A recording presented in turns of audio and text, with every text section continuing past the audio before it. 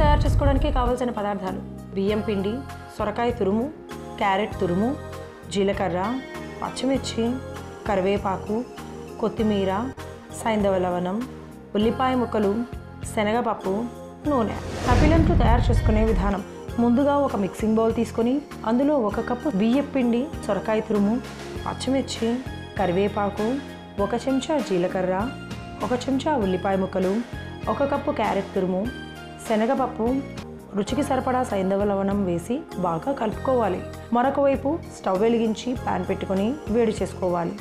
ఇప్పుడు కలుపుకున్న మిశ్రమాన్ని చపాతీలాగా ఒత్తుకొని వేడైన ప్యాన్ మీద వేసి 2 వైపులా తిప్పుకుంటూ చక్కగా కాల్చుకొని సర్వింగ్ ప్లేట్లోకి తీసుకుంటే రోగనిరోధక శక్తిని పెంచి అన్ని రకాల విటమిన్స్ను అందించే తపిలంటూ రెడీ.